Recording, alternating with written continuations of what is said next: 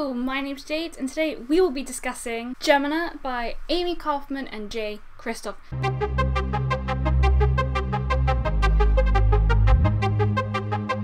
The second book in the Illumine files, the first book being Illumine. I now have them in hardcover. I had the first one in paperback originally, and I'm so glad I have the hardcover because it's beautiful. And it's really clever the way they've selected certain parts to be the see-through bits and then certain parts to not be. Unlike this first one's just like a complete hodgepodge of random text. While GEMINA is just all one text, and they kind of stuck a bit of writing here, like, what do you believe? It's still cool. I absolutely loved Illumine. I consider it one of my favorite books. I think originally I gave it like a 9 out of 10, and then I reread it and I was like, this could be a 10 out of 10. And ultimately it was somewhere between the two. It's either a 9.5 or a 10. I adore it. It's one of my favorite books.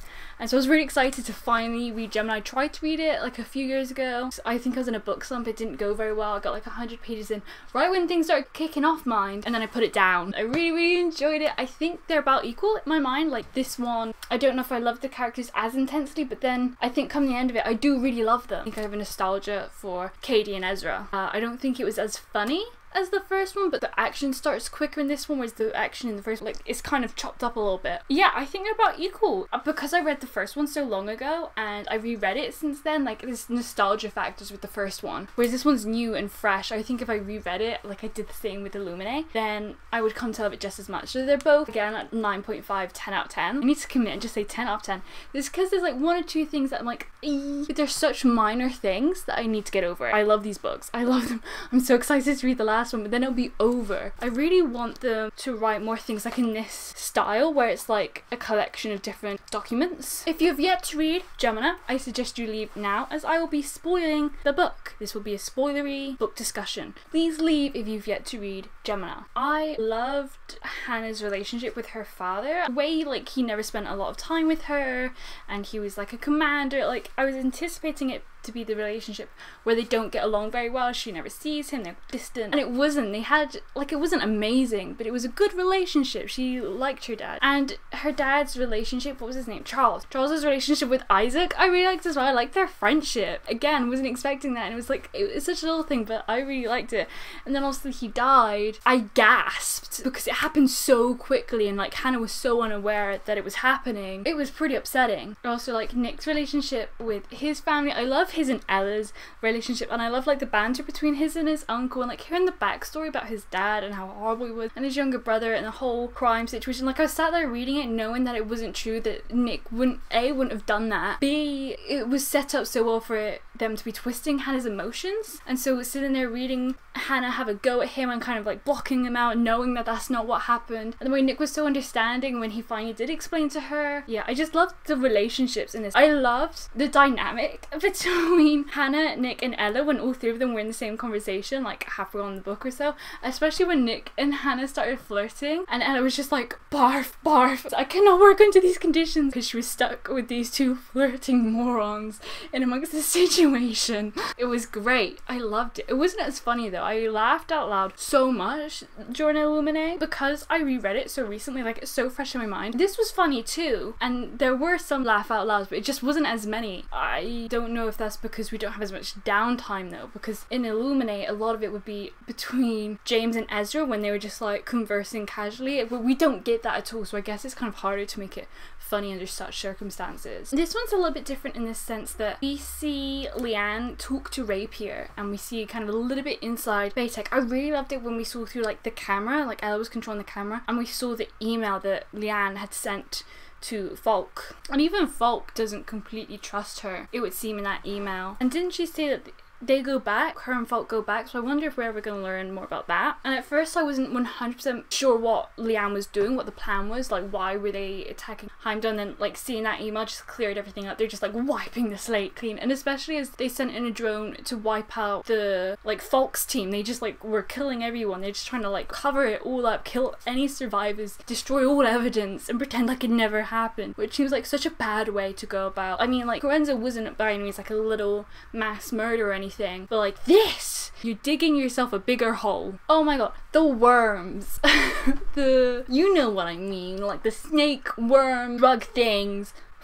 Reading the scene when they came out and they're like in the blood because the cows had bled so much and they like had arms and they just all start screaming. It was horrifying. Then Aiden takes over the surveillance guys, like the transcribing and surveillance guy. Aiden takes over his job because he's like, I'm not writing anymore about those worm things. And so it was really interesting reading Aiden's like perspective on the surveillance, his take on it. But then anytime Aiden came up as a surveillance writer, you knew it was gonna be about the worm. There was a couple times where the surveillance guy would be talking, then all of a sudden it would shift to Aiden and the surveillance would continue to be like, oh no, the worms are coming, the worms are coming. When Ella was typing and the thing came in the vent, the surveillance guy was like, yes, something was moving in the vent behind her. And then we switched to Aiden, it's like, oh no. That section was really hard to read, just like Ella struggled. I thought she was gone. I really loved watching Nick and Hannah grow closer. I loved the conversation about the journal where Nick was like, dear diary, today I lost my jumpsuit and I dreamed about Nick, or I love Nick so much, or whatever he said. It was so funny. Nick was really charming, I found. I don't know if I prefer these two characters to Katie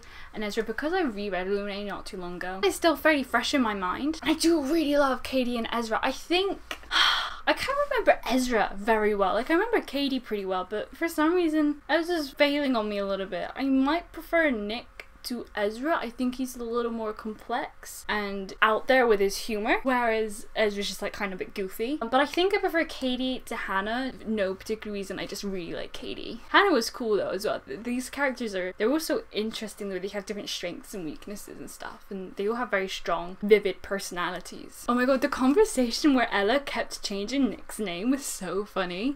Little Nicky's driving the bus, Mr. Serious, Sir Lancelot, god damn it, change my name back, Mr. Shouty Pants, Sweet Helmets, and this the way he was just like constantly like, god damn it, Ella. This is a long shot, but don't suppose you've heard of the Battle of Thermopylae. I would like to buy a vow, please, Tony. I love the way that kept coming up. They all had their little chance to say that. Mr. Shouty Pants. I have, say what? Is this one of them prison books you supposedly read? VR Sim, played it when I was a kid. Ancient Glories, IIRC. Path of Glory maybe? But anyway, 300 of these chums with sweet helmets fought off like a million bad boys. Mad chill graphics. Well, first step is also getting some sweet helmets in that case. Head in hands, weeping. The reveal that Jackson, his name was actually Sam. When we found that out, I think right before she goes into the room and she's like taken aback, and like I knew that she found something out then. So then when we go and we find out that Jackson's rapier and she's like, yeah, I guess I'll give you, like I knew she was setting up some kind of trap. And then when we see it happening, her with like the light bulbs and the sugar and the way she was acting, and she's just so cool. She's so determined. Right at the end when she had to convince Grant that they had to keep going, even though he's like, well, my wife and my kid and my niece, they all died. There's no point going on, and she has to convince Grant. And it's so rare because normally it's the adult convincing the kid that, you know, we gotta keep going. And she was so strong. Like, she'd lost everything and she just kept going. But I wasn't expecting Jackson to end up being Rapier. It took me a little minute to figure out that it was Sam Wheaton. I was thinking like Rapier was his last name. I was like, who's this Sam Rapier guy? Turns out that Jackson is in fact Sam. At one point when they did like a purge, they purged a bunch of authors like Lee Bardugo, Cami Garcia's name was really big, like Scott Westerfeld. I don't know what this refers to, but I've put page 351, worms in the vents. I'm assuming it was when Falk was like threatening to shut off the oxygen supply or something, and so everyone had to go into suits, and then she opened up all the vents so that he couldn't just block off air, and certain, like all of the air would be gone, and then the worms were in the vents, and so that meant they could then go to the rest of the compound. I don't know what you'd call it, spaceship. Which is making me really nervous because that one guy died out in space, but it's like, it's weird because you don't die, but then you just kind of become paralyzed. You're done, that's it. No one knew about these loose worms, and then Falk found out, and it was like kind of sickening watching put it all together, and then it took a good while for Nick and Hannah to find out, but they did. It's okay, and they used them to their advantage, and it was cool. When Nick was in the Betty Boop, first of all, great name. It has like all these like minor references of like throwbacks to like our time. He's in the Betty Boop and he drives over the wormhole, and Aiden takes over the surveillance guys fading out, and he's like, no, he's not good enough, I'm gonna tell it better. He makes a really big deal of it. He draws out the suspense and all of the graphics and visuals, and at the time it didn't seem like that big a deal because he made it over fine. He fell off, but he seemed fine, and then obviously it ended up being such a big deal, and the way that it kept coming, like at one point when the Kennedy fleet tried to go through, like we had like a flash to the page where it said just a simple boy, which I think was what was said when he flew over the wormhole in the first place. So it was like a literal throwback to it. They reminded you of that. And then again, when they're coming back and just like all the references to that section, like we now know that was such a big deal because it made the circumstances what they are. And I honestly think that like they wouldn't have survived had they not done that. Like Hypatia wouldn't have survived because Kenny would have come through and killed them. So it was a good thing that happened, and it was like through a series of mistakes. And at one point I was like, does this feel grounded? Like the whole GEMINA particle thing, like it was so sciencey. I did understand it all though. I had to reread a couple bits, but it all made sense. But because wormholes are such like a big question mark, and I don't know a ton about space, physics behind space really, it freaks me out.